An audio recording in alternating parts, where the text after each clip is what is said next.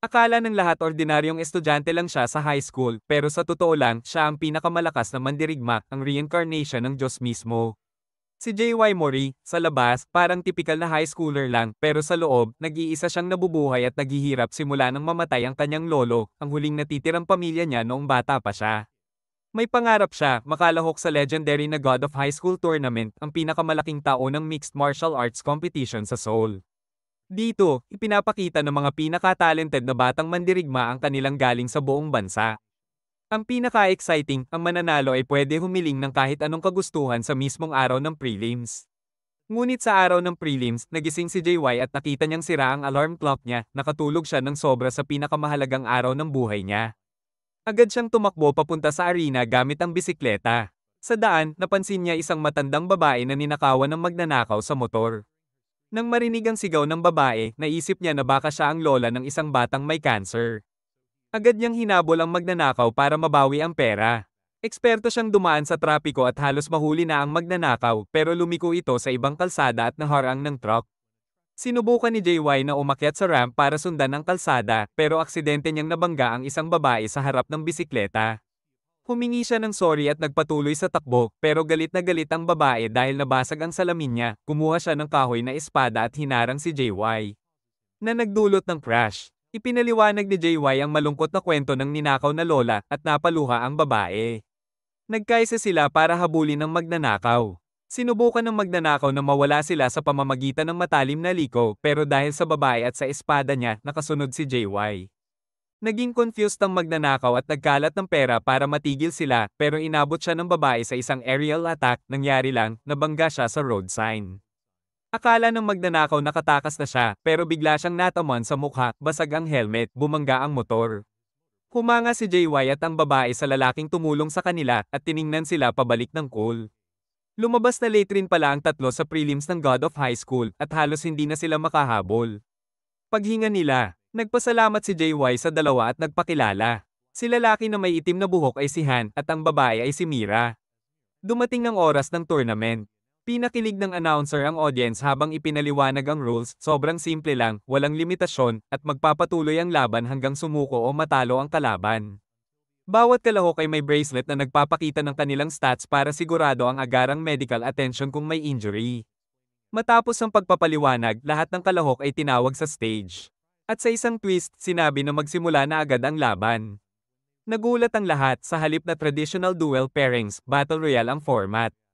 Ang unang kumilos ay dalawang boneheads na biglang nagharap at doon nagsimula ang kaguluhan. Nagsimula na ang mga kalahok ipakita ang kanilang moves. May ilan na gamit lang ang kanilang mga kamao, habang ang iba ay may kahoy na espada o nunchucks. Madali namang natalo ni Nahan at Mira ang kanilang mga kalaban dahil sa galing nila kahit marami sila. Samantala, kalmado lang si JY habang nag-stretch hanggang sa biglang isang grupo ng walang utak na delinquents ang sabay-sabay tumakbo sa kanya. Pinukol niya silang lahat gamit ang kanyang lightning fast kicks, hindi hinayaan na may makalapit sa kanya. Biglang bumukas ang pinto ng arena at inihayag ng host ang wildcard contestant na si Manok, ang convict. Dumating siya na naka-straight jacket pero hindi iyon naging hadlang. Agad niyang pinapahiya ang mga kalahok sa kanyang napakabilis na galaw. Masyado siyang na-e-enjoy na paulit-ulit niyang sinipa ang mukha ng isa sa mga nahulog na kalaban habang tinitokso ang iba na mahina. Naapektuhan si Mira sa nakikitang iyon kaya bigla niya itong inatake. Ngunit mabilis siyang nakabawi at naiwasan ng iba pang atake ni Mira hanggang sa mahawakan niya ang kahoy na espada ni Mira gamit ang paa. Nagngit-ngit ang babae at sinipa niya ng todo ang tiyan ni Manok na nagpatigil sa hininga niya. Sinundan niya ito ng roundhouse kick sa mukha pero hindi pa rin ito natamba. Tumulong si JY sa pamamagitan ng paghila pababa ng pantalon ng lalaki na nakapagpa-distract kay Manok. Sinipa niya si JY, ngunit nakapagdepensa ito sa huling segundo upang hindi masaktan ng seryoso. Mabilis na nakatayo si JY at hawak ang espada ni Mira at sabay silang nagtakbuhan para magharap. Ngunit biglang hamarang si Mira at pinilas ang leeg ni JY para mabawi ang kanyang espada. Pagkatapos nito, natapos na ang round at nakapagpahinga ang lahat habang ang advanced nanotech robot sa kanilang bracelet ang nagpapagaling sa kanilang mga sugat. Habang pauwi, ginulo ni JY si Mira hanggang sa pinayagan siya at si Han na samahan siya dahil pareho silang patungo sa parehong direksyon. Sa daan, tinanong niya kung bakit sila sumali sa tournament. Ipinaliwanag niya na para lang makipaglaban at maging pinakamalakas. Naalala niya ang pagkakataong nilapitan siya ng blonde na recruiter ng tournament na nauwi sa pagkatalo niya.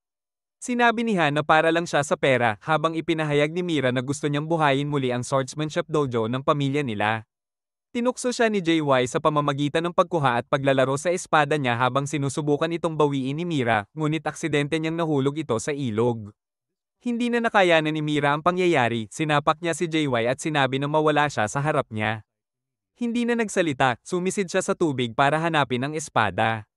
Nawawala na siya ng pag-asa, at naalala ang sinabi ng kanyang ama na huwag hayaang mamatay ang kanilang family sword style. Mula noon, inialay niya ang kanyang buhay para makahanap ng karapat-dapat na tagapagmana. Nawala ang kalungkutan niya nang biglang nag-flash ng ilaw si JY at inalok ang tulong niya sa paghahanap ng espada. Matapos maghanap sa tubig, humingi siya ng paumanhin kay JY sa pananampal niya kanina at ipinaliwanag na naiyak siya dahil ang espada ay alaala ng kanyang ama. Nangako si JY na hahanapin ito at isang maliwanag na liwanag ang pumuno sa kanilang paningin. Tumingala sila at nakita nilang si Han ay nagdala ng malaking spotlight mula sa supermarket na pinagtatrabahuhan niya para paliwanagin ang buong ilog at tulungan silang hanapin ang espada. Kinabukasan, nagtipon ng lahat ng natitirang kalahok sa lounge. Nilapitan ni Manok si natutulog na si JY at sinabing dudurog niya ito sa susunod nilang laban. Patuloy lang si JY sa paghinga at pagtulog na lalo pang ikinainis ni Manok. Ngunit biglang pumasok ang isang lalaki at pinaalalahanan siya na hindi ito lugar para lumaban. Sinipa lang ni Manok ang mukha ng lalaki na nagdugo ng ilong pero nanatili itong nakatayo. Paglingon niya, nakita niyang sinusuportahan siya ni JY mula sa likod. Pinayuhan siya ni JY na huwag kailanman pababayaan ang kanyang depensa, di nagtagal, nagsimula na ang round 2 nanograms prelims, kung saan ang pinakamahusay na kalahok sa Battle Royale ay pinagpares para sa duels. Ang unang laban ay kay Mira laban sa isang lalaki na may basket, natapos agad ang laban at natalo siya sa unang segundo pa lang. Sunod naman ay si JY laban sa isang matabang lalaki na tinaguri ang Beast. Pagkatapos maglabas ng ilang taekwondo-style punches, natalo ni JY ang Beast at nanalo. Sa mga kasunod na laban, si Ma, ang lady wrestler, at ang tahimik na nerd na may baseball bat na si Vic ay nagkamit ng malinaw na panalo. Samantala, sa break room, pinapanood ni JY ang live broadcast habang winawasak ni Han ang kanyang kalaban. Nilapitan siya ng lalaki kanina na nagpakilala bilang Gand at nagpasalamat kay JY sa pagtulong sa kanya laban kay Manok. Inihanda ni Gand ang sarili para sa laban kontra Manok. Sinabi niya na ang pinakamalaking takot niya ay matalo sa isang tao na hindi niya iginagalang bilang martial artist. Pagpasok nila sa ring, mahigpit na sinabi ni Gand kay Manok na kahit malakas siya, nawawala na ang landas niya bilang martial artist. Kaya kailangan siyang talunin. Sa simula ng laban, pinahirapan ni Gand si Manok gamit ang Tei moves at tuluyan siyang nailabas sa ring. Nagsimula ang 22-second countdown kung saan kailangan ni Manok bumalik sa ring. Tinulungan siya ng ilang manunood at nakabalik sa laban. Sinubukan ni Gand na sip-a ng mukha ni Manok ng 2 beses pero pareho itong tinaboy. Napagtanto niya na nabasag na ni Manok ang straight jacket kaya nakapagtanggol sa pangalawang sipa. Nag-retreat si Gand at kumalma sa depensang posisyon. Pag lumaya ng kanang kamay ni Manok, agad na nagbago ang sitwasyon. Pinukol siya ni Manok ng sunod-sunod na suntok at sabay ng maduming atake mula sa Northern-style Tondo fighting, kasama ang eye gouging at groin punches. Sa huli, nakahiga si Gand sa lupa, pero binangon siya ni Manok at ipinagpatuloy ang pambubugbog bilang ganti sa kanyang mga nakaraang sinabi. Pinagtuunan ni Gand ang lahat ng kanyang lakas sa pagkontrol ng emosyon at paggawa ng perfect Tei attack pero walang epekto kay Manok. At siya mismo ay napurong sa kabilang bahagi ng ring. Ipinagpatuloy ni Manok ang pambubugbog, hinihingi ang paghingi ng tawad pero tinitiis ni Gand at tumangging sumagot. Nang haplos ang lahat sa kanilang pinapanood habang nararamdaman ni Manok ang pagbali ng mga braso ni Gand. Sa wakas, humarang si JY at sinabi kay Manok na ayaw niya sa estilo niyang taekwondo, saka siya sinipa sa gilid. Sinubukan pang lumaban pabalik si Manok pero inihagis siya ni JY parang football. Pinutol ng mga commissioner ng tournament ang gulo at pinaalalahanan si JY na ang pakikialam sa laban ng iba ay isang seryosong paglabag sa mga patakaran. Hindi pinansin ni Manok ang babala at bumangon na may panibagong galit na wala namang magagawa ang mga commissioner. Ngunit nagawa ni JY na patumbahin siya gamit ang 3 step kick bago siya mismo ay natulak sa lupa ng isang supernatural na puwersa. Huminga ng maluwag ang mga commissioner nang ma-realize nilang dumating na ang kanilang senior manager na si Muin. Cool na pumasok si Muin sa ring at ipinaalam sa audience na paparusahan si JY dahil sa paglabag sa rules, pero magpapatuloy ang tournament tulad ng nakatakda na ikinatuwa ng lahat. Dinala si JY palabas ng stage ng mga commissioner habang pumapalakpak ang mga bagong fans niya. Dinala siya sa isang silid kung saan kailangan niyang maghintay hanggang mapagdesisyonan ng organizers ang kanyang parusa. Hindi siya inabala nito, ginugol niya ang oras sa panonood ng natitirang laban. Sunod na laban ay kay Mera laban sa wrestler na si Maria. Sinabi ni Ma kay Mera na ibigay na lang ang kanyang kahoy na espada dahil hindi ito makakatulong sa kanya. Ngunit matatag si Mera, hawak ang espada, at sinusubukang iwasan ang atake ni Ma sa pamamagitan ng pagswing ng espada. Isang kick lang ay nagtulak sa kanya sa gilid ng ring. Mabilis siyang bumangon at sumugod kay Ma, pero agad siyang naitapon pabalik sa lupa gamit ang head slam at sinundan ng body slam. Ipinakita ni Ma na ang dahilan niya sa pagsali sa tournament ay para matupad ang kanyang hiling na magkaroon ng male harem. Narepel si Mera sa kababaan ng layunin nito, ngunit muling sumugod kasama ang espada. Madali lang namang na-block ni Ma gamit ang guard at pinaalalahanan si Mera na huwag umasa sa espada lamang dahil sanay ang katawan ng wrestler sa matitinding suntok. Muling sinwing ni Mera ang espada, pero umalon si Ma pabalik at tinapos ang laban gamit ang isa pang takedown. Nagsimula na siyang magdiwang pero bumangon si Mera at ipinahayag na hindi niya kailangan ng kahoy na espada para maging swordsman. Isinwing niya ang kanyang tuwid na braso at nakakagulat, nagdulot ito ng hiwa sa katawan ni Maria. Sinundan niya ito ng double slash na lalong nagpatindi ng hiwa at naitaboy si Ma, kaya nakamit ni Mera ang comeback win. Pagkatapos ng laban, pumasok si Muin sa silid ni JY kasama ang green-haired referee na si Q. At ipinaalam ang parusa, makakabalik lang si JY sa tournament kung matatalo niya si Q sa laban. Nagalit si JY at gustong labanan ng blonde commissioner dahil siya ang nanalo sa kanya noong siya ay nirecruit sa tournament. Ngunit nagulat siya nang biglang sumipa si Q bilang soccer punch at sinabi na mas malakas siya kaysa sa Blondie, kaya tinanggap na ni JY ang hamon. Ipinahayag ni Muin na magaganap ang laban sa harap ng lahat sa ring kinabukasan. Bago umalis sa arena, hinabol siya ni Muin at binigyan ng bag ng prutas. At pinayuhan na kainin ito para makabawi sa pagod. Nakipagkita rin siya kay Mira at Han habang pauwi at sinabi sa kanila ang tungkol sa laban bukas. Sa kabila ng babala na malakas si Q, kumpiyansa si JY na mananalo. Pag-uwi, kinain niya ang prutas at inihanda ang kanyang higaan para magpahinga. Ngunit biglang nagsimulang samuka ng dugo si JY at nawala ng malay. Kinabukasan, binisita ni Han ang kaibigan niyang may cancer na si Son para alamin kung kumusta ang kanyang mga treatment.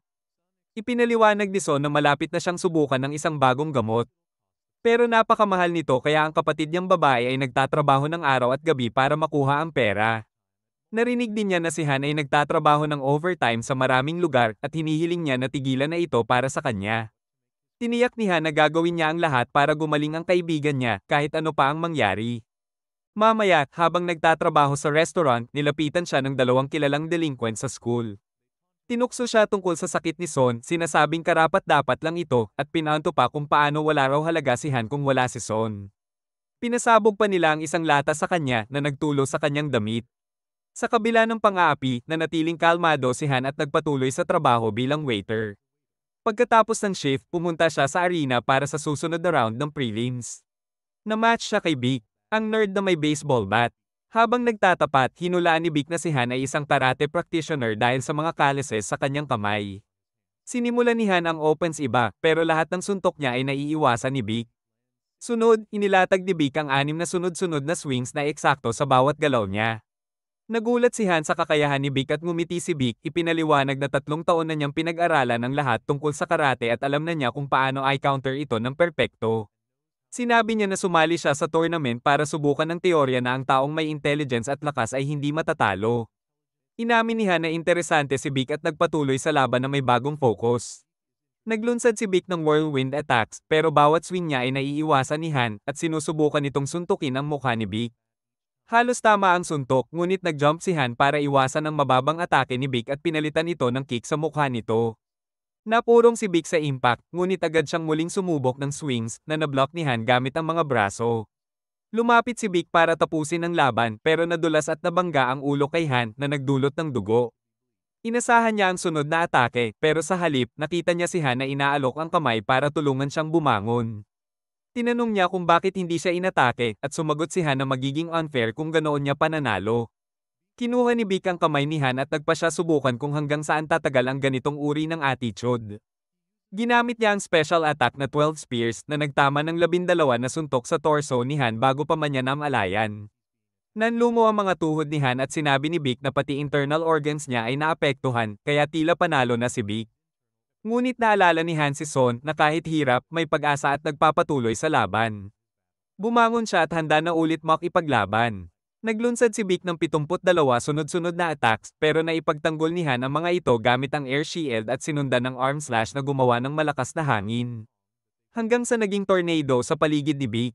Bago pa makabawi si Vic, nasa harap na siya ni Han at naihagis ang sunod-sunod na punches na tuluyang nakapagpahina sa depensa ni Vic at naipalo ang lahat ng sunod niyang suntok. Inihanda ni Han ang kanyang huling suntok pero inamin ni Vic na mali ang teorya niya at nabangga bago pa man yon, kaya nanalo si Han.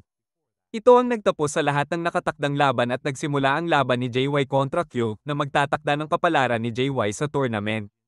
Ngunit wala siya sa ring at halos ma-disqualify siya ng permanente nang biglang pumasok siya at ipahayag na handa na siya. Ipinahayag ng referee ang kondisyon ng laban kung mababa si Kyo kahit isang beses, ito ay ituturing na panalo ni JY. Sa unang segundo pa lang, inalis ni JY ang salamin ni Kyo at itinulak ito na bumagsak sa sahig. Ipinahayag ng host na tapos na ang laban sa isang tono ng pagkabigla. Nagalit ang audience at bumangon agad si Kyo at sinubukang suntukin si JY.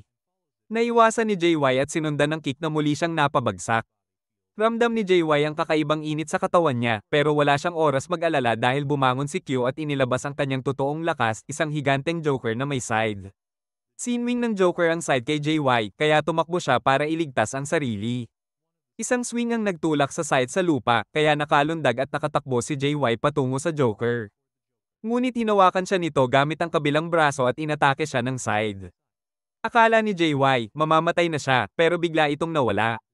Lumabas na nakontrol ng commissioner si Q sa tamang oras, kaya nailigtas si JY. Cool na pumasok si Muin sa ring at ipinaalam kay Q na babawasan ang kanyang sweldo sa susunod na 3 buwan.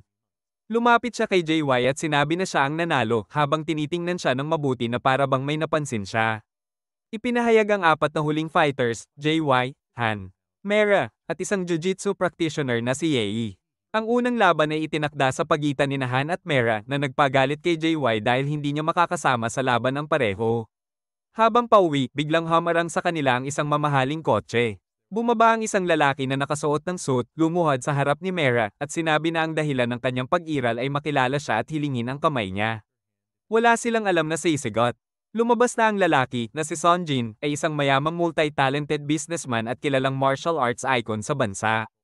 Kahit unang tinanggihan siya ni Mera, muling nag-propose si Sonjin sa dojo niya at pinuri si Mera bilang isang magandang hiyas na may walang limitasyong potensyal. Sinabi niyang misyon niya ang gawing tanyag ang Moonlight Sword style ng pamilya ni Mera. Dahil pangarap ni Mera na tuparin ang hiling ng ama niyang buhayin ang sining ng pamilya, tinanggap niya ang proposal.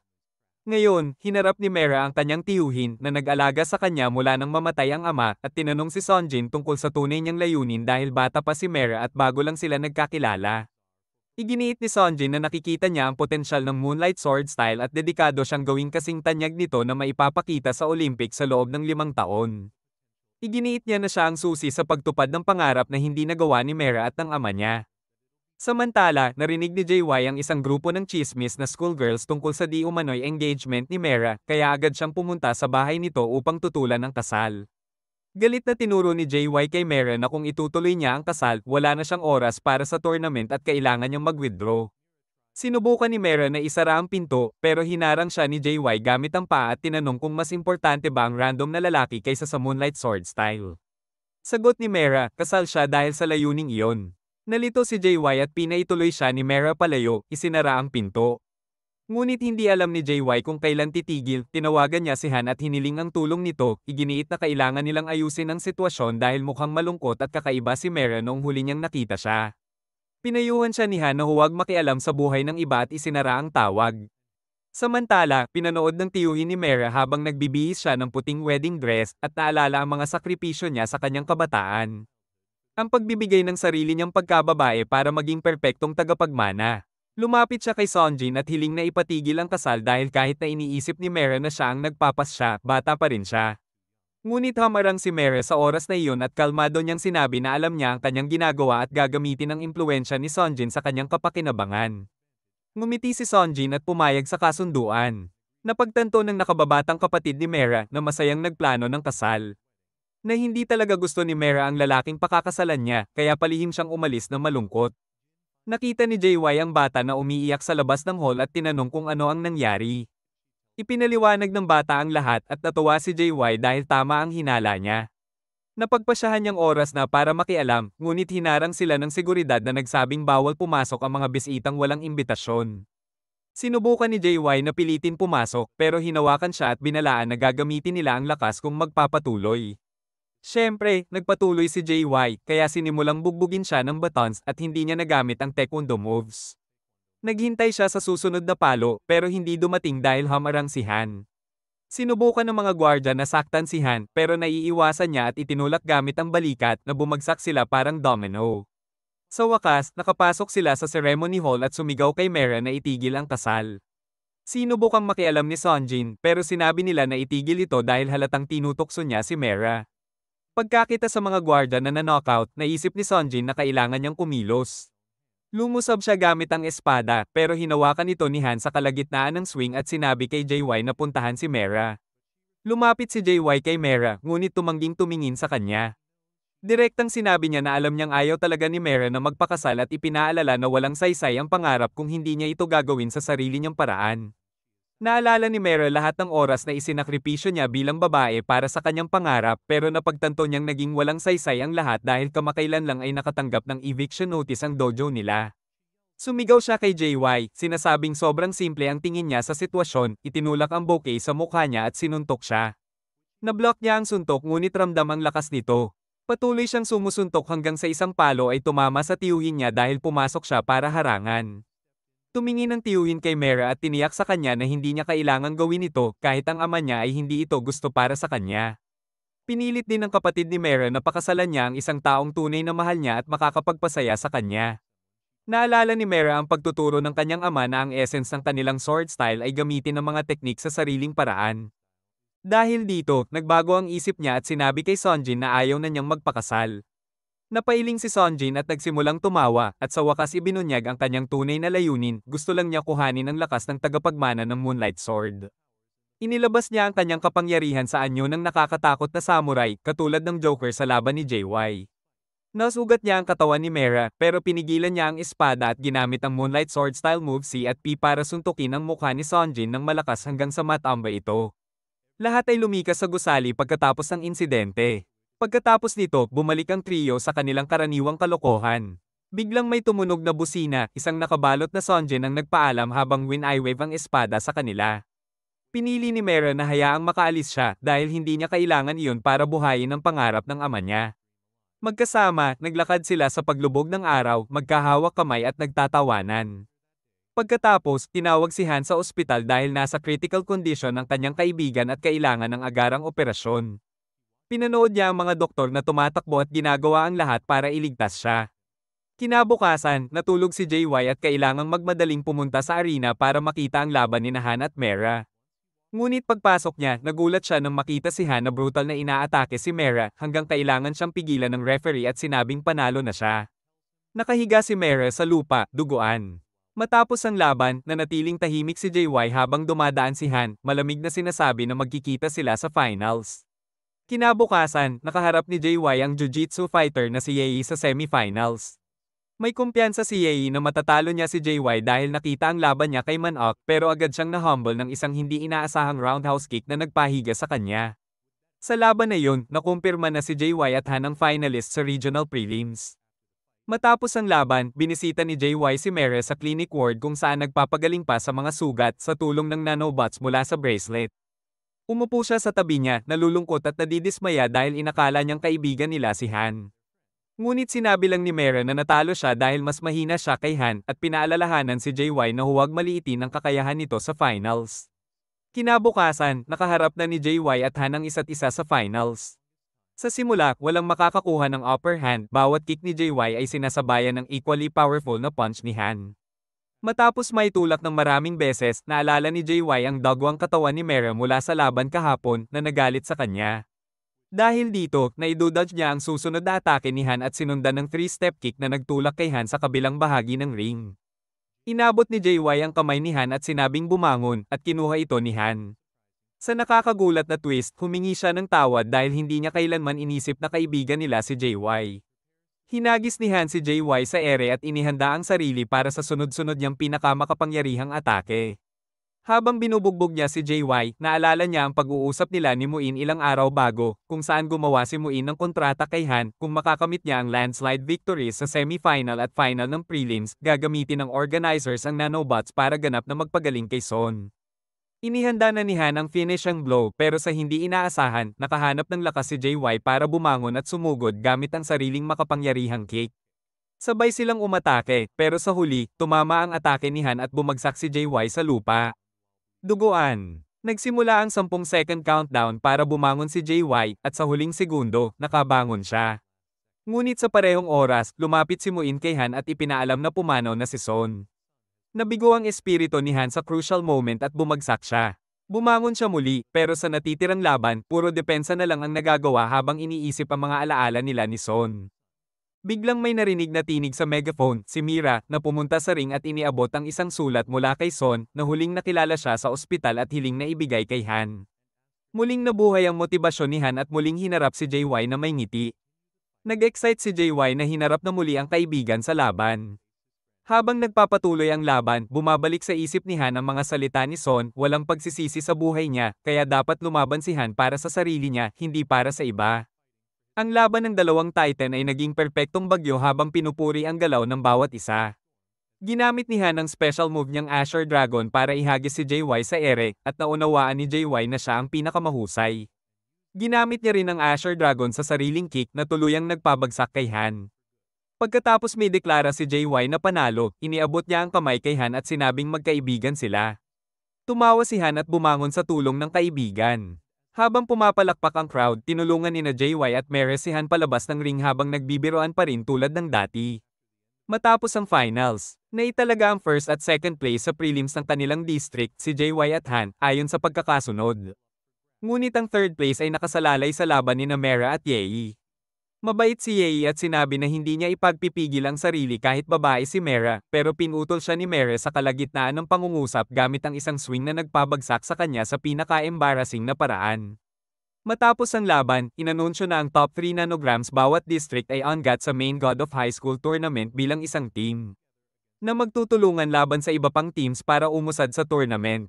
Naglaban si JY na may halong excitement na makipaglaban kasama ang kanyang mga kaibigan, at disappointment na hindi niya sila makakalaban dahil nasa isang team sila. Sumigaw si Mere sa kanya na psycho siya at tinanong kung bakit gusto niyang lumaban ng sobra. Sinabi ni JY na gusto lang niyang maging mas malakas sa pakikipaglaban sa malalakas na kalaban, isang sobrang simple at nakakahiya na sagot na naging dahilan para magmadali si Han at Mira palayo.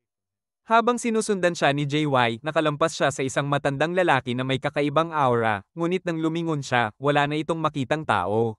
2 linggo bago ang main tournament, nagdesisyon si JY na mag-ensayo mag-isa sa isang parke. Ngunit sa halip, na-procrastinate siya sa paghuli ng mga cute na pusa. Pag-yoga kasama ang mga matatanda at pagtulong sa isang bata na maibalik ang lobo na naipit sa puno. Naputol ang sanga at nahulog siya, nasugatan at napilay ang bukong-bukong. Biglang naramdaman niya ang matinding sakit at may lumitaw na matandang lalaki na naglagay ng acupuncture needle sa kanyang bukong-bukong, biglang nawala ang sakit. Ipinakilala ng matanda ang sarili bilang Bonem, isang martial arts instructor, at sinabi na gagawin niyang estudyante si JY upang matutunan niya ang kasanayan para harapin ang mahihirap na kalaban sa tournament. Samantala, nakipagkita si Han kay Muin. Tinanong siya ni Muin kung may motibasyon pa ba siyang lumaban at sinabi ni Han na mayroon. Ngumiti si Muin at sinabi na kahit pangalawa siya sa prelims, kailangan niyang maabot ang tuktok ng tournament. Tinanong ni Han kung maipapaliwanag ni Muin ang mga kakaibang kapangyarihan sa likod ng tournament. Matagal na nag-isip si Muin at sinabi na ang tunay na layunin ng tournament ay pagtipunin ng mga fighters na may kakayahang hiramin ang kapangyarihan ng mga halimaw, beast, magical beings, at mga Diyos upang mahanap ang pinakamakapangyarihang isa, ang God of High School. Samantala, nag-shopping si Mera at nabangga sa host ng tournament na si Sim. Napansin niya ang cane sa kamay nito at na-realize na bulag pala ito. Umupo sila sa bench at sinabi ni Sim na hindi pa nagagamit ni Mera ang buong lakas ng Moonlight Sword style. Pinayuhan siya na i-channel ang damdamin sa kanyang espada upang ma-unlock ang kanyang tunay na potensyal. Nang tanungin siya ni Mera kung bakit siya tinutulungan, sinabi ni Sim na mataas ang tingin niya sa Moonlight Sword style dahil ito ang dahilan kung bakit siya naging bulag. Dumating na ang unang araw ng tournament. Ginasing si JY ni Han at Mere sa kanyang pintuan para siguraduhin hindi siya mahihuli. Habang papunta, ipinaliwanag ni Han ang lahat ng sinabi ni Muin sa kanya noong meeting. At binalaan sina JY at Mera na karamihan sa ibang participants ay may kakaibang kapangyarihan tulad ni Q na clown at Sonjin na samurai. Hindi natakot si JY, bagkus lalo siyang na-hype na patunugin ang arena. Ipinakilala ng commentator ang siyam na teams na kalahok sa tournament. Napansin ni Mera na ang commentator ngayon ay si Sim at napaisip siya. Naalala niya na siya at ang pamilya niya ay pinatay ng isang taong nakasuot ng bunny costume sa parke, kaagad pagkatapos nilang mag-usap. Ngunit tuloy pa rin ang palabas. Ang unang laban ay sa pagitan ng kanilang home team Seoul at Changgu. Simple ang rules, ang team na makakakuha ng dalawang panalo sa one-on-one pairings muna ang magiging panalo. Ang unang duel ay pagitan ni JY at ng isang Bar Isles hugis na kalaban na si Gon. Inihanda ni JY ang sarili sa pamamagitan ng paghawak sa acupuncture points na makakatulong i-activate ang kanyang nakatagong lakas salamat sa mga itinuturo ng misteryosong matanda. Pero bago pa siya sumugod, napansin niyang hindi gumagalaw ang kanyang mga binti, mali ang na-activate niyang points. Pinagbuhusan siya ni Gon na para bang laruan lang siya, kaya natalo si JY sa pinaka-embarrassing na paraan. Ang ikalawang laban ay sa pagitan ni Han at ng 38 taong gulang na blonde na si Ping Ping.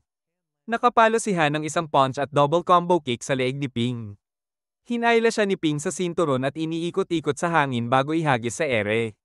Pagbagsak ni Han, pinaulan siya ni Ping ng panalo na nagtulak sa kanya sa kabilang side ng ring. Inisip ni Ping na tapusin na ang laban pero nakabangon na si Han at ipinakita ang kanyang iconic series of moves. Kapag natanggal na ang depensa ni Ping, pinagsabayan siya ni Han ng walang tigil na punches at napilitan itong umatras sa corner. Naalala ni Han ang mga taon ng hirap niya para makapasok sa high school kahit paulit-ulit na nabigo at napahiya sa mga chismis. Pinanindigan niya ang kanyang pangarap at sa tulong ng mga kaibigan, nakamit niya ito. Naalala rin niya ang pangarap niyang gamitin ang kanyang wish para tulungan ang mga estudyanteng nahihirapan sa school. Habang tumatakbo si Han patungo kay Ping, tinaboy siya nito gamit ang espesyal na power na Thor Hammer. Mabilis na bumangon si Han at sumugod muli pero sa pagkakataong ito, nablock niya ang swing ni Ping. Pagkatapos, winasak ni Han ang hammer gamit ang Asher Dragon move na sumipsip sa lahat ng lakas ni Ping at tuluyang nagpabagsak sa kanya. Dahil sa laban na iyon, tabla ang scores ng dalawang teams at ang kapalaran nila ay matutukoy sa susunod na laban. Samantala, nag-aalala ang organizers dahil sa balita tungkol sa brutal na pagkamatay ni Sim at misteryosong pagkawala ni Q. Lumalabas na ang susunod na target ng assassin ay si Q na sa paglusob sa bahay nito ay napatay niya sa halip na maklaim ang tagumpay. Nakatawa siya, iniisip na napatay niya ang pinakamakapangyarihang referee, pero bigla niyang naputol ang sariling braso, si Kyo ay bumangon kasama ang Sith-wielding clown niya. Sinubukang tumakas ng assassin, pero na-corner siya ni Kyo at naputol ang kabilang braso. Binuwag rin ni Kyo ang pader sa likod niya bilang power move. Tumatakbo ang assassin at tumatawa habang bumabalik ang kanyang mga braso, nagpapakita na may borrowed power siya para mag-regenerate. Ngunit hindi nag-alala si Kyo at handa na siyang umatake muli nang sagad siya ng dalawang estranghero na nagpakilala bilang mga miyembro ng organisasyong Nox. Sinigawan nila ang assassin na tinatawag nilang Drake para tigilan ang kanyang pakikialam sa trabaho nilang patayin ang mga referees. Nag-aalangan si Drake na ipagtanggol ang sarili, sinasabi na miyembro rin siya at dapat bigyan ng mission. Napagod si Q sa argumento sa bahay niya at naglabas ng maraming Joker card sa dalawa. Tumigil ang mga card sa ere at naglabas ng matutulis na spears. Dinala ng lalaking may blue hair ang babae at lumipad gamit ang itim na pakpak. Ang tahimik na babae naman ay nagpakawala ng 100 arms mula sa lupa para atakihin si Q. Pinutol niya isa-isa ang mga braso, pero dalawang arms ang nakahawak sa kanyang mga paa at natagilid siya. Agad na yumuko ang mga braso sa kanya, parang mga python na hinihigpitan siya. Papasok na sana ang double team pero dumating si isa pang referee na si O sa tamang oras upang harangin ang kanilang atake. Ipinaliwanag ni O na napansin nilang na-release ang power limiter ni Q, kaya agad nilang tinignan ang sitwasyon. Sinundan niya ito ng malungkot na balita, magkakaroon si Q ng karagdagang 3 buwang pay cut bilang penalty sa pag-release ng limiter ng walang pahintulot. Wala nang oras si Q para magsorry sa sarili dahil agad na nag-resume ang Nox Duo sa laban. Sa huli, napuwersa sila ni Q at ni O na tumakas. Lumabas si Drake mula sa kanyang lungga at nagbabala na huwag siyang baliwalain dahil siya ang papatay sa kanila. Sa kanyang maniacal na tawa, lumaki ang kanyang ulo at sumabog na nagwasak sa buong sahig. Samantala, sa arena, ang huling laban ay sa pagitan ni Mera at Jangi na parehong swordsmen. Nagkabanggaan ang kanilang mga espada ng maraming beses pero malinaw na mas malakas si Mera. Napilitang umatras ni Jangi at naputol ang kanyang espada. Ginamit ni Jangi ang borrowed power na bastard pero tuluyang na-dodge ito ni Mera. Sinunod niya ang payo ni Sim, inatouch niya ang kanyang damdamin sa espada na nagbigay daan upang sumugod siya kay Jangi at bigyan ito ng malakas na kick. Natalo si Jangi at si Mera ang naging malinaw na panalo at nagdala ng unang panalo para sa kanilang team. Ang susunod na laban ay sa pagitan ni Gian Do at Gelbok Do teams kung saan ang unang battle ay kay Jin, ng isang multimillion corporation laban kay Tae. One-sided fight ito, ginamit ni Tae ang kanyang borrowed power na Megalodon upang brutal na durugin ang kalaban. Sinubukang makialam ng isa sa mga teammate ni Jin pero natalo rin siya. Paulit-ulit na pinapalo ni Tae ang kalaban sa mukha. Pinigilan ni Mere si JY na makialam, pinapaalala na maaari siyang ma-disqualify. Pero hindi si JY ang dapat pigilan, si Han ang sumugod at sinabi kay Tae na itigil na. Subalit nakialam ang commentator sa stalemate. Sa kalagitnaan, lihim na inactivate ni Jin ang kanyang power na lightning bolt para i-electrocute si Tae. Mabilis namang nakalabas si Tae sa lightning circle at natapos niya ang laban. Pagkatapos ng mga laban sa araw na iyon, abala ang organizer sa iba pang mga bagay. Isa sa mga commissioners ang nag-ulat kay Muin tungkol sa lahat ng developments kaugnay ng KNX at napatunayan ni Muin na mayroong spy sa kanilang organisasyon na nagbigay ng impormasyon kay KNX tungkol sa confidential address ni Q. Kinabukasan, nanood sina JY, Mera, at Han sa iba pang laban ng team upang i-scout ang kanilang magiging opponent sa quarterfinals. Isang interesting na laban ay ang isang team na tinatawag na Do na nakaharap sa team na malinaw na mas malakas. Tuloy ang unang laban at natalo ang Guldo. Bago magsimula ang susunod na laban, nag-strategy meeting si Sonny mula sa Guldo kasama ang kanyang teammate na si Cousin Ilpo. Nang nagharap sila sa ring, hinamak ng kalaban si Sonny at ang kanyang team. Sinasabi na nakadepende lang sila sa strategy at theory sa halip na lakas. Agad na nagsimula ang kalaban sa pagbato ng punches pero simpleng iniiwasan ni Sonny ang lahat ng atake. Biglang sumipa siya ng mataas sa baba ng kalaban at agad itong na-knockout. Nakita ni Mera at Han ang nangyari at na-realize na si Ilpo ang nagturo kay Sonny na huwag makipag-engage sa mga direct attacks at sa halip ay maghintay ng pagkakataon na i-counter sa isang mahina na spot. Napagtanto nila na dapat maging maingat sa Ilpo at sa kanyang team mula ngayon. Sa pagkakataong yun, sinita ni Mere si Han dahil sa pakikialam niya kay Tae kanina na nagresulta sa kanyang suspension at nag-iwan lamang ng dalawa, si Mera at si Tae, para tapusin ang natitirang rounds. Pagkatapos, humarap siya kay JY para pagsabihan din basta dahil kaya niya, pero napansin niyang nakatingin ito sa stage ng todo focus. Ang huling tiebreaker battle ay pagitan ni Ilpo at isang thug na naka-fur coat na si Grim.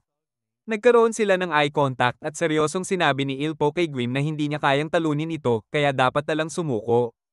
Biglang kumalat ang malakas at nakakatakot na aura sa buong arena. Ngunit hindi umatras si Grim na ikinagulat ng mga teammates ni Ilpo dahil lahat ng nakaraang kalaban niya ay agad sumuko sa ganitong move. Sinimulan ni Grim ang atake, pero na-block ito ni Ilpo at na-sweep niya ang paa ng kalaban mula sa lupa. Halos matamba si Grim pero bago pa siya makabawi, sinimulan ni Ilpo ang sunod-sunod na atake gamit ang primitive martial art na Tekken na nagtulak kay Grim sa corner. Mabilis na bumangon si Grim at sumugod pero nakapalo si Ilpo ng liver punch na pansamantalang nagpigil sa hininga ni Grim. Wala nang ibang opsyon si Grim kaya ginamit niya ang kanyang special power, isang ulap ng masamang itim na blobs na bumuhos kay Ilpo. Habang sinusubukan ni Ilpo na tumakbo patungo kay Grim, biglang sumugod siya para umatake, pero nahuli siya sa cage o iyon ang akala niya, dahil sa totoo, lumundag si Ilpo sa likod niya at nataman si Grim sa baba na tuluyang nagpabagsak at nag-knockout sa kanya. Panalo si Guldo sa laban at umusad sa quarterfinals. Kahit sa dami ng action, ang tanging tinitingnan ni JY ay ang White Tiger na nasa likod ng hoodie ni Ilpo na kanyang nakikilala bilang parehong marka sa military uniform ng kanyang lolo. Pagdating nila sa bahay, habang naglalakad sina Han, Mera, at JY, nag-aalala sina Han at Mere dahil malinaw na magiging outmatched sila sa semifinals, lahat ng kalaban ay may special powers. Pinaalala ni Han na sinabi sa kanya ni Muin na ang numbers sa kanilang wristbands ay nagpapakita ng potensyal na ma-unlock ang tinatawag na God powers. Kaya maaaring magkaroon din sila ng sariling kapangyarihan kung maabot ang tamang kondisyon. Sa pagkakataong iyon, natahimik si JY, bigla niyang sinabi na hindi niya gagamitin ang mga powers dahil gusto niyang maging malakas sa sarili niyang kakayahan, hindi sa hiniram na kapangyarihan ng iba. Sinubukan siyang pakiusapan ni Mera pero bigla siyang umalis at naglakad papunta sa ibang lugar. Pagkatapos ng ilang distansya, humiga siya sa isang park bench at naalala ang pagpupulong nila ni Muin kanina. Tinanong siya kung nakipag-ugnayan ba siya sa kanyang lolo o sa sino man nakaugnay nito kamakailan. Pagkatapos niyang tanggihan, ipinakita sa kanya ang mga larawan ng isang sirang lugar at sinasabing ang mga dambuhalang crater ay ginawa ng isang gumagamit ng god power. Nang imbestigahan ng site, natagpuan ng dugo na kinumpirmang galing sa kanyang lolo. Batay sa dami ng dugo, sinabi ni Muin na maliit na posibilidad na buhay pa ang kanyang lolo, kahit confident si JY na dapat mas mag-alala sila sa taong nang ahas na guluhin ang kanyang lolo. Habang nag-aalala si JY sa posibilidad na patay na ang kanyang lolo, naabala siya ni Ilpo na lumapit at nagtanong kung pwede ba siyang makipagkamay bilang tagahanga. Nang hawakan ni JY ang kamay niya, biglang hinayla siya ni Ilpo sa kanyang mga paa at pinatayo. Walang paabi, sinimulan siyang atakihin, sabay sabing sinusubaybayan na niya si JY mula pa sa prelims. Sa huli, matagumpay niyang nataman si JY sa mukha. Ang susunod na nangyari, parang baliktad ang mundo kay JY, hinawakan ni Ilpo ang kanyang mga paa at pinikutan siya hanggang ang ulo niya ay tumama sa lupa. Sinubukan niyang suntukin si JY sa mukha, pero huminto bago makadikit. Tinanong ni JY kung bakit hindi niya tinuloy ang suntok at sagot ni Ilpo, pareho lang, napansin niyang huminto rin si JY sa kick na pwede sanang tumama sa kanyang ulo. Pagkatapos, inabot ni Ilpo ang kanyang kamay sa magiliw na paraan at ipinakilala ang sarili. Ipinaliwanag niya na gusto lang niya makipag-bout kay JY kahit hindi man sila magkatugma sa tournament. Walang problema kay JY, kaya tinanong niya ang tungkol sa Tiger Mark. Sabi ni Ilpo, tanda iyon ng respeto sa lolo ni JY, si Tan. Ikwento ni Ilpo na nang mamatay ang kanyang ama noong bata pa siya, pinadala siya ng ina sa isang dojo para mag-training. Ayaw niya doon, hindi niya kilala ang mga tao, at hindi niya maipakita ang galing niya sa instructor kahit pilit. Pero nagbago ang lahat nang dumating si Ton, ang lolo ni JY, at ibinigay sa kanya ang isang secret manual na ginawa ni Ton, puno ng notes tungkol sa lifelong research niya sa martial arts na Tekken. Sinabi nito na magkaibigan sila noon at niligtas ang mundo ng magkasama, at bilang huling pabor, ibinigay niya ang manual kay Ilpo para maging tulad ng lolo ni JY. Simula noon, pinangalagaan ni Ilpo ang alaala sa pamamagitan ng hoodie na may parehong tiger mark habang pinag-aaralan ang sariling Tekken style na martial arts ng lolo niya. Matapos ibahagi ang kwento, tinanong niya si JY kung ayos ba si Ton ngayon. Bago nakapag-isip si JY kung paano sisigot na block ni Ilpo ang isang surprise attack mula kay Tay gamit ang kanyang kamay lang. Galit siyang nagsabi kay Tay na pwede silang magkaribal pero hindi niya dapat isali ang iba, tulad ni JY, sa gulo nila. Tumango lang si Tay at umalis si Ilpo. Bago umalis, binalaan ni Ilpo si JY na maging maingat sa kanya dahil delikado siyang tao. Tinanong ni JY kung ayos lang ba ang kamay niya, sagot ni Ilpo, walang problema, at hiniling ang swerte niya sa tournament bago mabilis na umalis. Kinabukasan, natagpuan ni Hansi Kyo na nahihirapang makakuha ng isang coin mula sa makitid na pwesto habang nagtatrabaho sa isa sa kanyang shifts. Ipinaliwanag ni Kyo na sobrang kapos siya sa pera dahil kasalukuyang dumadaan sa 9 na buwan na pay cut dahil pumasok siya sa apartment ni Mugin at sinubukang atakihin ito para sa pagkamatay ng pamilya ni Sim na nauwi sa pagkasira ng apartment. Sa kabutihang palad, ipinaliwanag ng isang commissioner na nang matagpuan ang katawan ni Sim, na ilipat ang kanyang pamilya sa ligtas na lugar at pinalitan ng mga dummy para lituhin ang assassin. Nakisimpatya si Han kay Kyo at binigyan siya ng libreng pagkain sa restaurant kung saan siya nagtatrabaho. Dito, nagpropose si Han ng deal kay Kyo, kung tuturuan siya araw-araw gamitin ang god powers, bibigyan niya siya ng libreng dinner bawat araw. Tinanong ni Kyo kung gusto ba niyang matutong manalo sa tournament at umamin si Han na isa iyon sa dahilan, pero bahagi rin ng kanyang motibasyon ay maging malakas at maaasahan para sabihin sa kanya ni JY kung ano ang pinangangambahan nito kamakailan. Samantala, abala si JY sa matinding training hindi para sa tournament kundi para maging sapat ang lakas niya upang maibalik ang kanyang lolo. Ang dahilan kung bakit iniwan siya nito noong bata pa siya ay para protektahan ang 6 na taong gulang na JY mula sa mga taong humahabol sa kanyang lolo, si Tan. Nangako si Tan na babalik kapag lumaki na siya, pero hanggang sa kaarawan niya na 17, wala pa ring bakas ng kanyang lolo. Ginugol niya ang buong araw na nakatitig sa larawan nila ng may kalungkutan. Hanggang sa biglang pumasok si Han at Mere sa bahay niya, nagulat siya dahil may confetti. Pinilit siyang lumabas at ipinakita ni Mere ng buong pride ang isang kahon ng sushi. Subalit mabilis na ipinakita ni Han ang isang buong feast na siya mismo ang naghanda na ikinagulat ni na JY at Mere na hindi akalain na marunong siyang magluto. Pinuri ni JY ang pagluluto ni Mera pero bilang isang mas sopistikadong foodie. Pinunanihan ng maliliit na pagkakamali sa dish niya. Nang buksan ni Han ang kanyang mga mata, natagpuan niyang ang lahat ng pagkain na dinala nila ay naubos na dahil kinain ni JY ang lahat. Ginugol nila ang natitirang araw sa paglalaro at pagkain ng cake hanggang sa halos hindi na nila kayanin.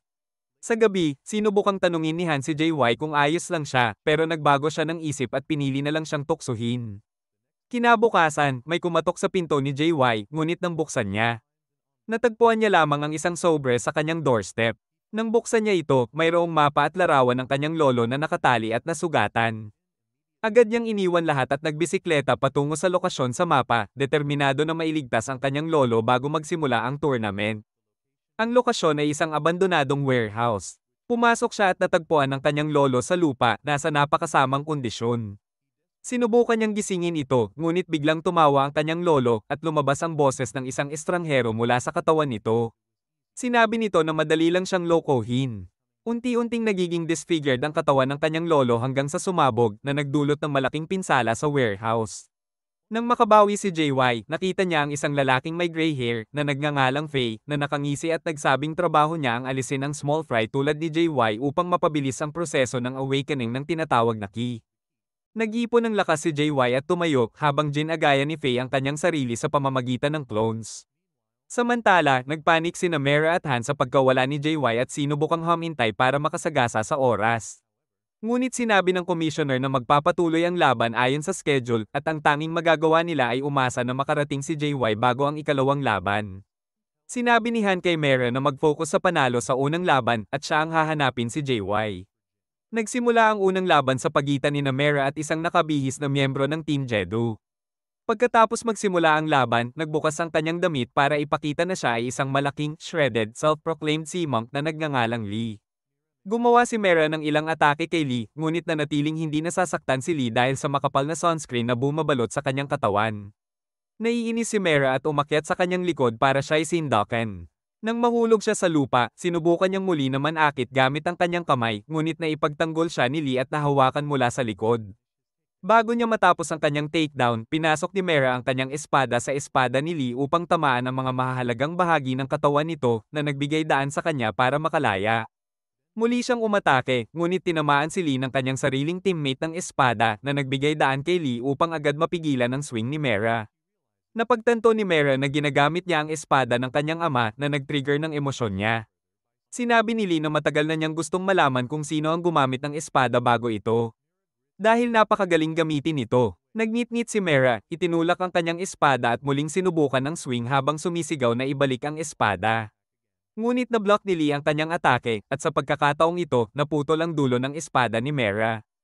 Pagkatapos, pinatotohanan ni Lee ang espada ng kanyang ama sa tunay nitong anyo at sinabi sa kanya na kahit na mahusay itong nagamit ng nakaraang may-ari, hindi niya natuklasan ang tunay nitong kapangyarihan. Habang sinusundan niya si Mera sa bawat swing, pinagtatawanan siya ni Lee dahil hindi niya alam na ang espada ay may god power at isa ring national treasure. Hindi pinansin ni Mera ang pang-iinsulto at sumugod siya sa isang double sword attack, sinundan ng sipa sa mukha ni Lee at atake sa kanyang dibdib. Nawala sa kamay ni Lee ang espada at muli itong nakuha ni Mera. Ngunit bigla itong naglaho mula sa kanyang kamay at lumitaw sa harap ni Lee dahil siya ang tunay na may-ari. Sinimulan niya muli ang atake at pinagalitan si Mera sa hindi pagtuklas ng kapangyarihan ng espada sa kabila ng pagiging Moonlight Sword style successor. Tinusok niya si Mera sa tagiliran at sinipa pababa, tinatawag siyang mahina kahit na siya ay nagdudugo. Bumangon si Mera, pilit na lumaban para sa kanyang espada. Samantala, si JY ay nahihirapang labanan ng hukbo ng mga clone ni Faye, ngunit sa huli, napag-overwhelm siya ng daan-daang clone na bumuo ng isang haligi at pinigilan siya. Habang sinusubukan niyang makalabas, nakita niya ang patay na mga miyembro ng Team Jedu. Tumawa si Faye at ibinunyag na ang mga tunay na miyembro ay patay na, at ang mga lumalabas sa tournament ay mga impostor mula sa Nox. Sa kabila ng sitwasyon, nakatayo si JY at ginamit ang acupuncture upang mapamanhid ang kanyang buong katawan. Kaya hindi niya mararamdaman ang sakit sa loob ng isang oras. Sa arena, pinupulot si Mera ng Peking Lee at paulit-ulit na binubugbog at sinasabi na isa siyang loser. Matapos ang isang matinding suntok sa tiyan, hirap siyang bumangon, ngunit nang marinig niyang sinabi ni Lee na hindi ipapakita ni JY ang kanyang sarili, naisip niya na may ginawa ang mga shady na nakabihis na miyembro ng Jedo kay JY. Naalimpungatan siya at muling sinimulan ng serye ng atake, pinipilit na ipakita na kahit ano pa man ang mangyari, mapagtatagumpayan ni JY ang mga ito at siya rin ay gagawin ang kanyang bahagi. Muling sinumite ni Lee ang kanyang espada at itinulak si Mera pabalik, halos mawala ang pag-asa niya. Ngunit may nagising sa loob niya, naisip niya na hindi siya pwedeng sumuko dahil kailangan niyang tapusin ang tournament kasama sina JY at Han. Para sa unang pagkakataon, tunay ang determinasyon niya na maging malakas. Sa wakas, na-awaken niya ang kapangyarihan ng kanyang mga ninuno, Moonlight Sword Style. Malinaw ang pagbabago ng kapangyarihan sa arena. Sa wakas, matagumpay na naibalik ni Mira ang kanyang espada mula sa Peking Lee, tinawag niya itong The God Power Hero Yopo. Dahil dito, napilitan si Lee na gamitin ang kanyang God Power Krikken, isang maruming pusit na inilalapit ang mga tentacles nito kay Mira. Pinutol niya ang mga ito at tuluyang naitaboy si Lee, kaya siya ang nagwagi. Pagod na bumagsak si Mira sa lupa. Pero may hamuli sa kanyang ulo at pagmulat niya ng mata, nakita niyang naroroon si JYN. Habang dinala siya ni Han sa stretcher, tinanong niya kung ano ang nangyari kay JYN, at sagot ni Han, hindi niya talaga alam, pero ito raw ang unang beses na nakita siyang galit ng ganoon. Nagsimula ang susunod na laban. Tinanong ng Nox Impostor si JYN kung ano ang nangyari kay Faye. Hindi sumagot si JYN, kaya umatake ang impostor gamit ang kanyang God Power habang sumisigaw na sagutin ang tanong niya. Dinolje ni JYN lahat ng projectiles at inilunsad ang kanyang sariling malupit na atake, eksaktong kopya ng moves na ginamit niya laban kay Faye sa warehouse. Mabilis niyang natapos ang laban gamit ang bagong at malakas niyang Twin Asher Dragon Kick. Pagkatapos ng laban, nagkita sina Mugen, JYN, Han, at Mira. Ipinaliwanag ni Mugen na ang mga Teen Jedes na nakalaban nila ay peke pala. Tinanong ni Han kung ano ang Nox at ano ang layunin nila, at sagot ni Mugen, ito ay isang culto na sumasamba sa isang Diyos at layunin nilang sirain ang lahat ng ibang Diyos at God Power users. Kabilang sa misyon nila ang kontrolin ng God of High School Tournament at ang pagkakapture kay JYN na lolo para gamitin ang kanyang lakas. Determinado si JYN na iligtas ang kanyang lolo, pero diretsahang sinabi ni Mugen na tigilan muna niya yon dahil mahina siya ngayon. Ngunit ipinangako ni Mugen na kung mananalo siya sa tournament, bibigyan niya siya ng mahalagang impormasyon. Kinabukasan, sa semifinals, ang Soul Team ay hinarap ang Joel Team. Nakita si JYN na tila nag-iisa sa sarili, kaya nag-volunteer si Han na naibalik na ang suspension na lumaban sa unang laban-laban kay Sonny. Sa simula, tila nangunguna si Sonny, ngunit nirap ni Han ang kanyang mga binti sa ulo nito at itinapon siya bago makabawi. Si Ilyo ay nakangiti sa ginhawa dahil sumunod si Sonny sa kanyang payo, ang unang atake niya ay palm sa tenga ni Han, na nagdulot ng hangin sa kanyang tainga at naguluhan ang balanse niya. Sinubukan ni Han na bumawi, pero sinipan ni Sonny ang balikat niya na hindi niya maiwasan. Gayunpaman, hinawakan ni Han ang kanyang binti at dahan-dahan itong itinaboy gamit ang espesyal na kapangyarihan na ikinagulat ni Mira at JYN. Pagkatapos, tinaman niya ang tiyan ni Sonny at itinapon siya. Nagsimula na ang countdown ng host mula 10 habang nagpapaalala si Ilyo kay Sonny na huwag na bumangon dahil tiyak na mananalo si Han. Ngunit kahit hindi niya matalo si Han sa unang atake, bumangon si Sonny at tumalon para sipa sa kanya, pero sinalubong siya ni Han gamit ang kanyang kamao. Napuwersa siyang talunin at tuluyang na-knockout. Pagkatapos manalo sa kanilang unang laban, bumalik si Han sa kanyang mga teammates. Tinanong siya tungkol sa glimmer ng espesyal na kapangyarihan na ipinakita niya, ngunit hindi siya sumagot at tiniyak kay JYN na mananalo sila, anuman ang mangyari. Pagkatapos ng maliit na bonding moment ng team, nakaharap ni JYN ang kanyang kalaban, si Ilpo, sa ring. Naglaban sina JYN at Ilpo sa isang matinding duel, ngunit paminsan-minsan, nauuna si Ilpo sa kanya. Isa sa mga sipa ni JYN ang nagpatamba sa kanya sa tuhod. Habang nakayuko siya, ipinaliwanag ni Ilpo na isa sa kahinaan niya ay ang close quarter combat. Tumalon si JYN ng mataas para magbigay ng isang gloriosong sipa, pero mabilis na na-counter ni Ilpo gamit ang F-counter, sabay sabing isa pang kahinaan niya ay sobrang halata at grandioso ang mga galaw niya bago isagawa ang kanyang mga teknik. Ginamit ni JYN ang kanyang signature move na Twin Asher Dragon Kick, pero hinarap ito ni Ilpo gamit ang kanyang sariling signature, ang Roaring Fire Whirling Blade. Nang magtagpo ang dalawang puwersa, naganap ang matinding pagkasira. Pagkalipas ng alikabok, muling nabuwal si JYN sa tuhod. Dito na ibinunyag ni Ilpo ang pangatlong kahinaan niya, sobrang strain sa katawan ang dulot ng kanyang techniques. Kaya kahit na sinubukan ni JYN, wala siyang paraan para talunin si Ilpo. Lahat ng sumunod na atake ni JYN ay madaling dinaig at na-counter ni Ilpo. Natinutukso siya dahil sa pagiging disappointment sa kanyang lolo. Determinado si JYN na iligtas ang kanyang lolo, kaya nagpa siya siyang humanap ng paraan para matalo si Ilpo. Sa susunod na galaw, gumawa si JYN ng mabilis at matalim na arko gamit ang kanyang braso na tumago sa dibdib ni Ilpo.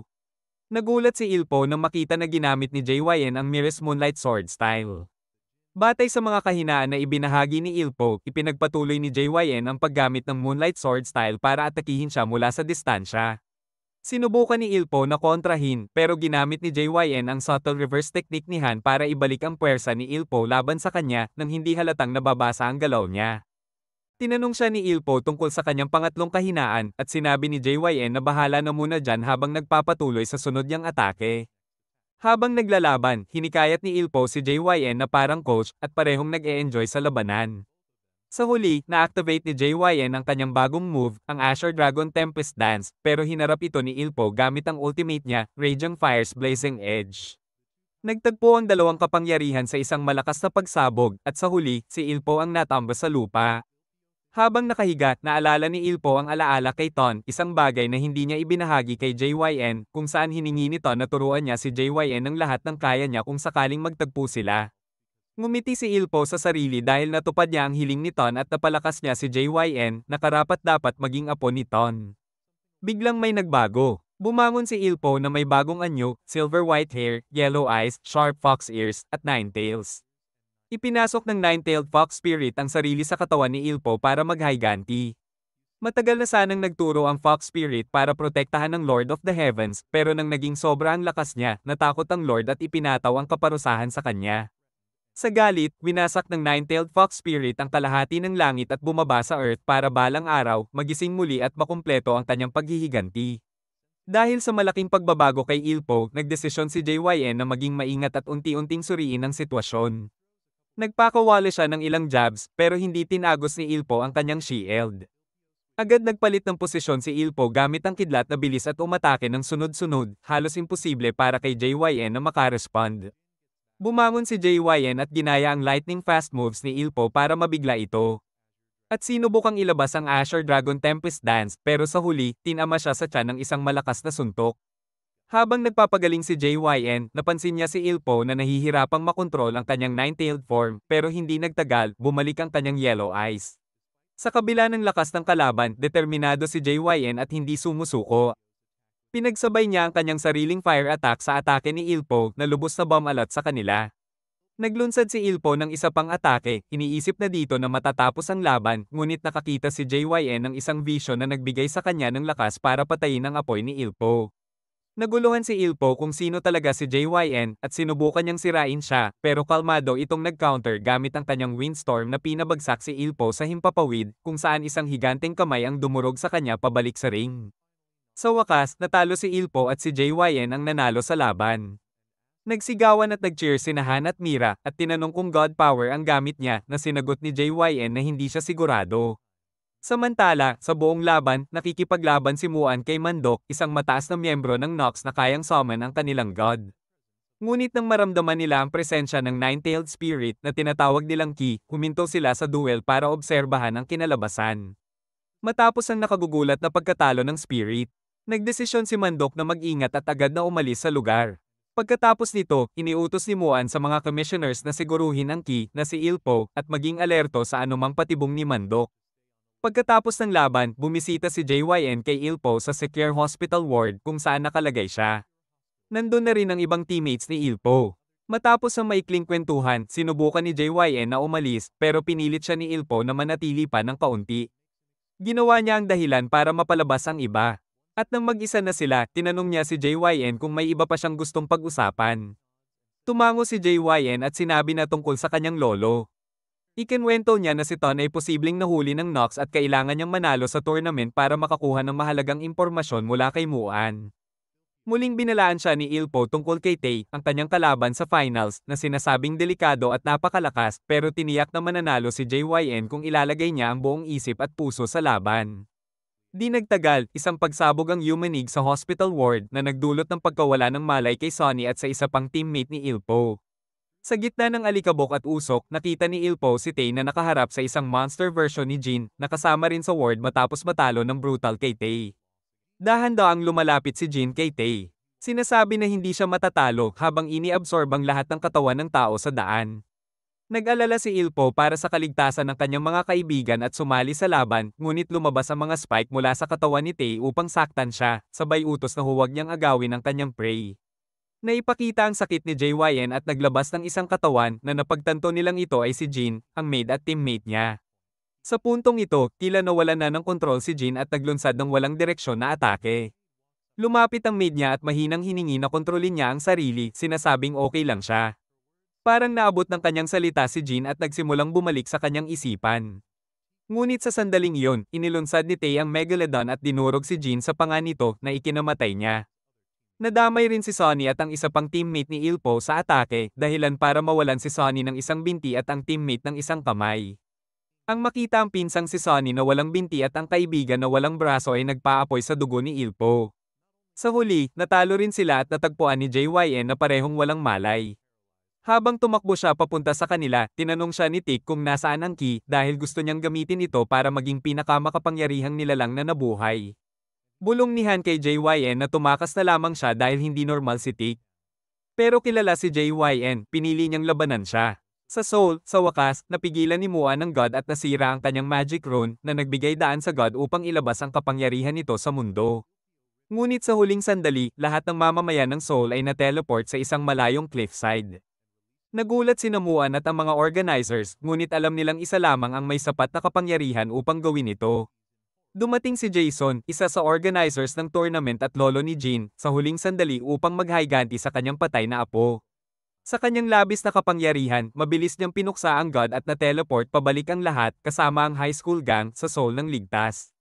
Ngunit hindi pa tapos ang laban. Hinawakan ni Tae si JYN at nakuha ang key na agad niyang kinain at nag-transform bilang isang Diyos. Nang makita ni JYN ang nagbago niyang anyo, nakaramdam siya ng kakaibang pakiramdam sa katawan. Sinimulang atakihin ni Tick si Han at Mira na itinapon niya parang ragdolls pero nakialam si JYN. Muling hinawakan ni Tae si JYN, ngunit ngayon ay nakalaya siya at nagharap ang tatlo laban kay Tae.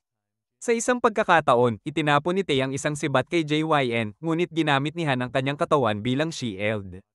Doon, nakaranas si JYN ng flashbacks ng mga alaala na nakalimutan niya at ito ang nagbigay daan para ma-activate ang kanyang tunay na sarili bilang isang Diyos. Heavens Equal, Great Sage. Tinawag niya ang kanyang espesyal na staff at hinarap si Tick na sinusubukang ibato lahat sa kanya. Ngunit hindi na mapipigilan si JYN at pinuksa niya si Tae para sa lahat ng kanyang kaibigan na nasaktan nito. Tinawag niya ang isang nakakatakot na bagyo at bumuhos ng lightning bolts kay Tae na nagdulot ng pagkawala ng kanyang godly form. Ngunit hindi pa tapos si Tick. Ginamit niya ang natitirang lakas para mag-transform sa isang nakakatakot at di mailarawang halimaw. Napagtanto ni JYN na hindi na niya matatawag ang kanyang staff, ngunit pinaalala ni Ilyo sa kanya ang kapangyarihan ng pagkakaibigan. Sa tulong ni Ilyo, Han, at Mira, natalo nila si Tae. Nagpakawala si JYN ng napakalakas na dragon na tumama kay Tae na nagpetrify sa kanyang halimaw na anyo na nag-iwan lamang ng upper body ng half-monster form niya. Inabot ni Ilpo ang kanyang kamay kay Tae upang tulungan siyang makaligtas sa dragon, ngunit itinulak siya ni Tae at tinanggap ang kanyang kamatayan. Bago siya tuluyang nawala, iniwan niya ang isang fragment ng key kay Ilyo bilang huling senyales ng pagbabago ng kanyang puso. Pagkaayos ng sitwasyon, isang babae ang lumapit sa mga natitirang fighters at binati sila sa pagkapanalo sa tournament. Nakita ang kanilang pagkalito, ipinaliwanag niya na isa siya sa Great Six sa likod ng tournament. Dahil sila na lamang ang huling nakaligtas, lahat sila ay kinilala bilang mga panalo ng God of High School Tournament. Hiniling niya na pumili sila ng isang wish na ipagkakaloob, ngunit hindi niya pwedeng ibalik ang mga patay. Halos agad na sinabi ni JYN na gusto niyang ibalik ang kanyang lolo, ngunit nang tumingin siya sa mga sugatang mukha ng iba, nakarating siya sa isang mahalagang realization. Ngumiti si Han at Mira at sinabi na hindi na nila kailangan ng wish para matupad ang kanilang layunin. Kaya dapat si JYN na ang humiling. Ngunit sa halip, hiniling ni JYN na maibalik sa dati ang katawan ng lahat na nasaktan sa laban. Naibalik kay Sonny at sa iba ang kanilang mga nawawalang bahagi at lakas, kaya nagdiwang sila ng sabay. Nang makita si JYN na nag-aalala, tiniyak ng babae na nararamdaman niya ang presensya ni Jintan na nangangahulugang buhay pa siya kahit na mahina na. Nang marinig ito, napawi ang pag-aalala ni JYN at agad siyang nakatulog ng 3 buwan. Sa panahong iyon, isinasagawa ang malawakang reconstruction project ng Seoul, ngunit mahirap ang pagtaas ng morale ng publiko pagkatapos ng sakuna. Nagdesisyon si Mujan na tumakbo bilang presidente sa susunod na eleksyon. Samantala, pinalawak ni Mandok ang kanyang impluensya sa pamamagitan ng pakikipag-ugnayan at pagiging kilala.